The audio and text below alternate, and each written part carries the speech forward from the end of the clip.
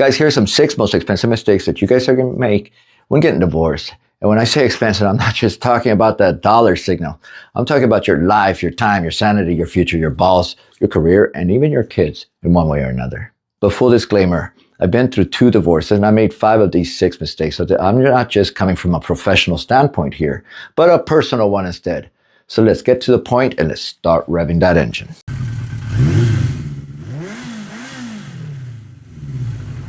First one is underestimating your ex. There's the old saying that you don't know who you marry until you divorce them. So to those guys that aren't divorced, be fortunate enough that you don't really know the true nature of your wife. The majority of guys enter divorce thinking that we're going to do this amicably. And then she gets an attorney. And you know those friends that every girl has, friends of hers that put them in a foul mood with their bullshit that you can do better ideas. The ones you hate. Attorneys, they're all like those little friends of hers combined, but on crack, because they begin to feel her was bullshit. And why shouldn't she believe them? She's talking to her attorney after all, and they're looking after her best interest. But you know who the next person to screw your ex is? It's not going to be her next love affair. It's going to be her attorney. They're the next one to screw your ex because in the end, they're going to fill her up with greed, promising them your income and your even your freedom. But then the bills, when they can't get paid, she realizes that she's just been fucked by a 5-figure bill. Women start thinking about divorce about 2 years before they actually file. That means that while you're still processing the shock, she's already planned her exit, lined up her legal strategy, and positioned herself to walk away with the upper hand. Here's a very true story. There was this guy, and he was going through a divorce. His ex, she spoke to him about divorcing through mediation, keeps the cost down, better communication, co-parenting, the works, right? And it's true. I agree. As a divorce and recovery coach, you need to go mediation. He agrees. Then he gets blindsided when she files through an attorney. According to the wife, she said it was a collaborative attorney. So somewhere along the line, she consulted for legal help. He begins looking for different attorneys, looking for a collaborative one, but one of them just scared him. He just felt like he was just 2 guns a-blazing. So he looked for one that's more experienced in collaborative law.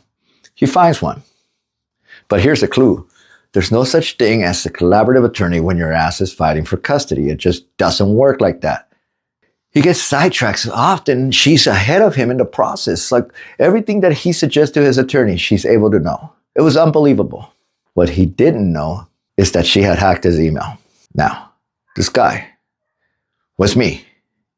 My ex, she knew the game plan.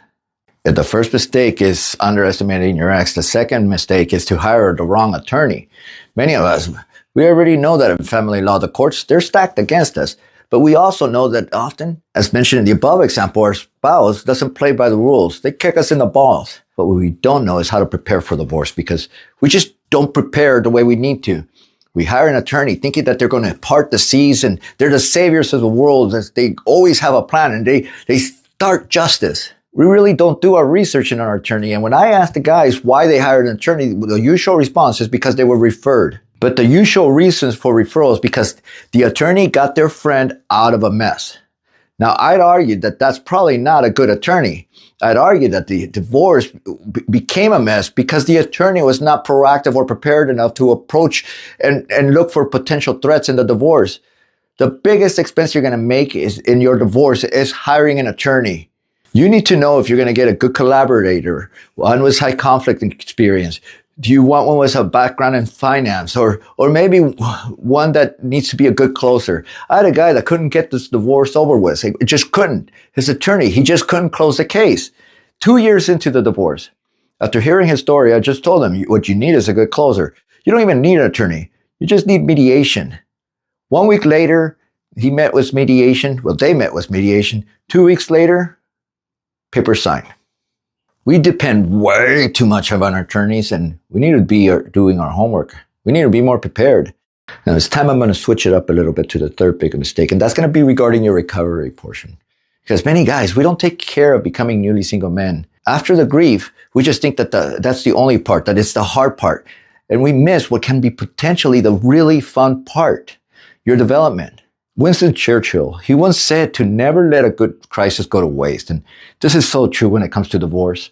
When I got my second divorce, I had to start asking myself some questions that no one would have expected me to be asking, not at this point in my life. First, How can I make myself better? And second, how could I turn this into an opportunity? The results led me to start just oozing confidence, increasing my social life, learning much more of who the fuck I was, and changing my body. Look at me. And the best part, though, is that by being happy, my kids, they were just wanting to be more a part of my life because happiness is contagious. Bronnie Ware was a palliative care nurse, and she spent years caring for people on their deathbed. In 2011, she wrote a book called The Top 5 Regrets of Dying, and she asked the dying what their biggest regret was. Fifth on the list was wishing that they would have just allowed themselves to be happier. Cruel because it speaks to something that we already know internally, but it just does not click until our time's out. That happiness is a choice. Happiness doesn't come from your circumstances, but from how you approach something. Most of us never really lived, and we realize it, and that's when we scramble. It's a cruel twist of fate. Being on your deathbed and finding that the key to happiness is just being more happy. All this time, and all it took was to give yourself permission to be happy. We settle for mediocrity. We became complacent. Of the men who thrive after the divorce, 100% of them, they made a conscious effort to change here. If the third biggest mistake is not turning your divorce into some kind of an opportunity, then the fourth one is it's not changing your ways and living to your potential because you're too busy thinking of what others are going to think.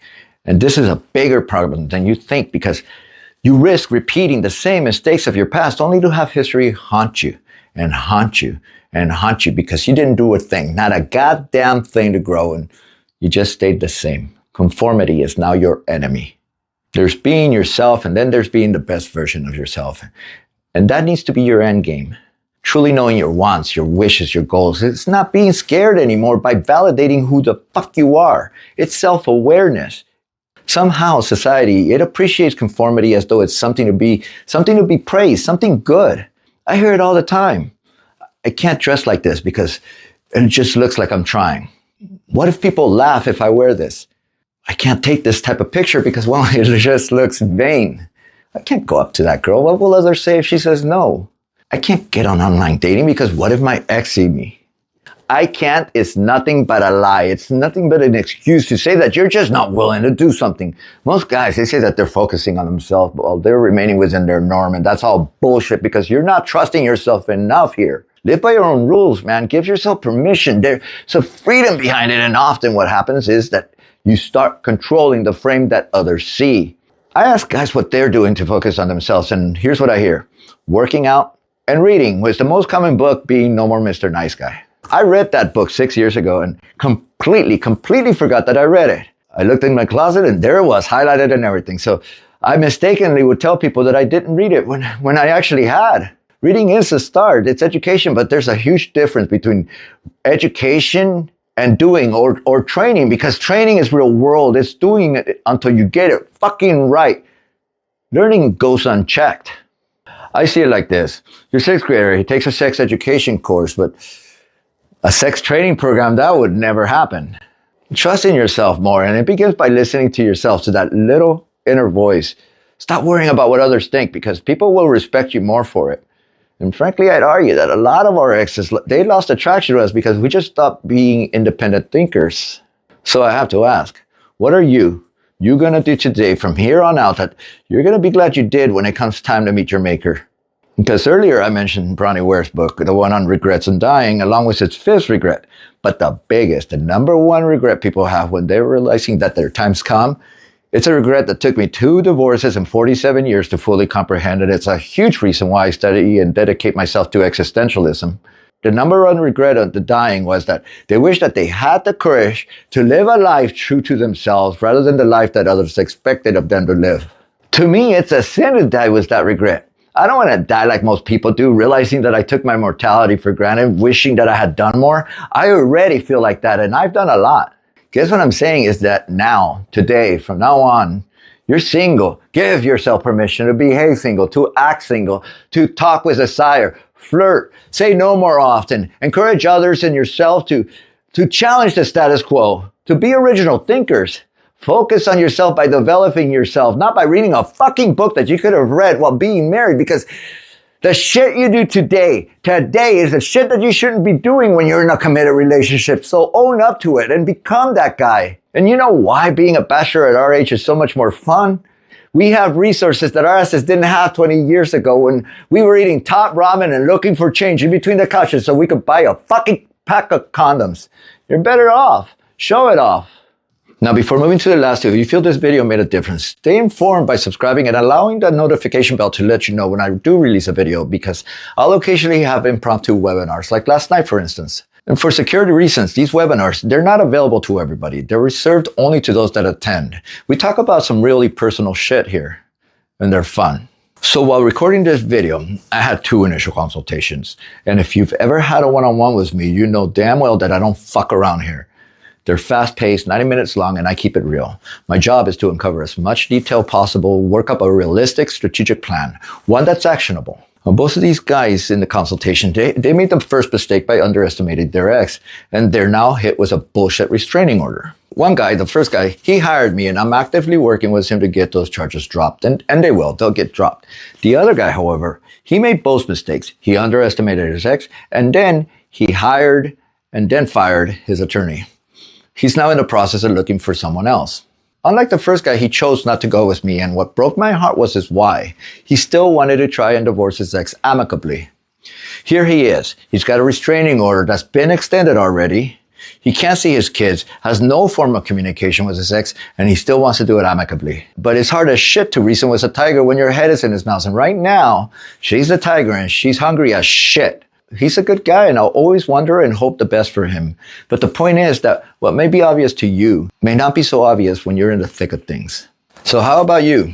Which mistakes have you made? Because me, I made a shitload of them. But the worst mistake is the 6th mistake I address at the end, because most guys, we fall into that trap. But you don't have to make them. You can save yourself time, money, and heartache by taking action and working with me directly.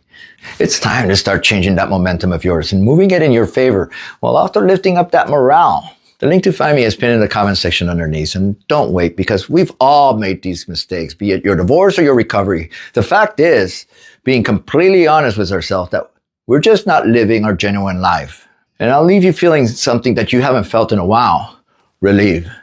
Have you feeling optimistic for the first time since this crap began, because this may be your first divorce, but to me, I've been through more divorces than a family law attorney, and I come with answers. Now, the 5th mistake is regarding your parenting, specifically the custody that you're going to get with your kids. Because when it comes to having the custody talk, we take a back seat. And it's not because we're lazy. It's just because we're naive.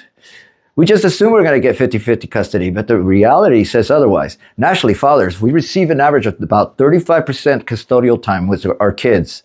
Here's where shit starts hitting me up, because if the divorce is contested, she's going to use the ransom. She's going to say shit like, you can see them whenever you want. But that's not custody. That's a visitation. When I went back to my clients' logs, 45% of you guys go through some kind of custody or have gone through a custody battle. Now, the good news is that of the cases that's been settled, all of them, the fathers got what they asked for. A few even got more. But the bad news is that if you're going to fight for custody, it's going to be a very long, expensive, and torturous and drawn-out war. So it's in everyone's best interest if you address it first. That includes your wife. It's in her best interest if you address it first, because her attorney, mistake number 2, he's bamboozling her. If you're a father and you're going through a divorce, this next sentence is going to be key, one that you have to remember. That if your ex didn't have an active father figure in her life, be vigilant and prepare for a custody battle. Upwards 90% of my custody battles involve mother who grew up in single mother homes. Daughters of single mother homes, they end up becoming single moms, and boys, they end up becoming absentee dads. And I'm not saying that this is going to happen to you, but I'm making sure that if your ex didn't have a dad in the picture, that your ass is prepared. The thing is that they have no memory of their dad's importance. But the best way to avoid something when the stakes are this high is to bring it up. Be proactive. Be prepared. You don't, and you risk a long, drawn-out, expensive war. And don't say that you haven't been warned. And to those clients of mine, those who have an empty, twin-sized bed with your kid's name on it, this nightmare, as expensive as it is, it'll end. Justice is slow, expensive, but it plays out. There's going to be one-offs, of course, but not on my watch. And I know I'm in my soapbox here. But lately, I've just received way too many cases like this. Now, 6, and this is by far my biggest regret or mistake, whatever you want to call it. And that's to get back into a committed relationship so quickly. Now, we've all heard it. Many of us have been there. You go through a divorce and meet some new girl, some piece of ass. But this one's different, Renee. When they say that, you know what I hear? I didn't learn a goddamn thing from my divorce, and I'm willing to double down on it. That's why 67% of second marriages end in divorces, because our asses, we don't know our value. We never learned it. We just jump into the first piece of ass and end up in a relationship way too quickly. If you're getting divorced in your 30s or 40s, you're not that broke-ass 20-year-old trying to get into Katie's pants anymore. You now have leverage, something to offer. Things change. You've evolved. Time's passed. And you have resources, more choices. So when a girl asks you, as they always do, what are you looking for, Renee?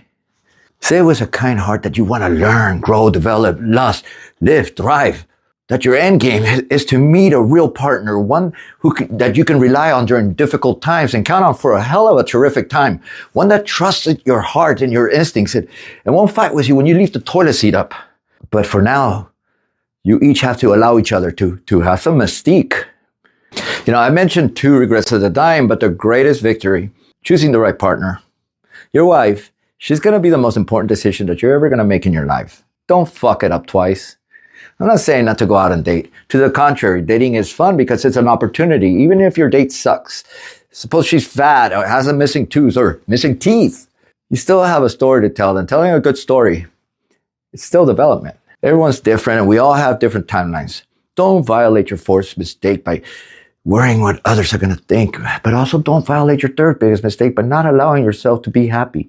Do what feels right and enjoy your newfound freedom. Don't let anyone shame you for it, because God knows that you've earned it.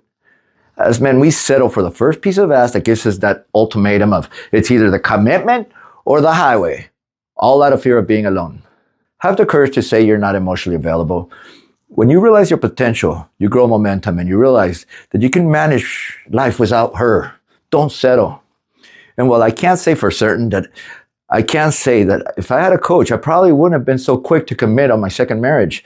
A coach wouldn't have counseled me on the relationship. That's not what we do. But he would have indirectly influenced me by having me date such high quality women that, frankly, my second wife, she would have stayed in the history books. Probably would have forgotten her name because she was supposed to just be a one-night stand. But the joke's on me, I guess, because I tempted fate and I took a bite of the apple for the second time. You know, I could have said that divorce mistakes like leaving the house too early, thinking your ex is your friend, using your lawyer as your therapist, or posting shit on social media. But I wanted to hit some points that went to your core, your decisions. Mistakes 1 and 2, I made them, you probably are going to make them. They're expensive. And I have a lot of good men that are going through them. And just like a nightmare, they'll get through this. I'll make sure they do. But 3, 4, and 6, they're your forevers. Don't go to your grave wishing that you would have given yourself more permission to live. Don't apologize for your life. That's absurd. How much longer before you decide that you've waited long enough, that it's time to upgrade your life? When exactly is it? When do you wake up and realize that something in your life has to change? This is your call to take back your life. You don't get a second chance to live. Time and health are about the only things that money can't buy. Start taking control. Now, YouTube, they're recommending this video next, but they think that that's what you're going to look for. Me, I'm thinking you might like this one. This one's on top of my playlist. Either way you win, you pick. And when you're ready, you should be ready. When you want to do more than just watch videos and make an appointment, the link's in the comment section. And I'll see you shortly. Let's get ahead together.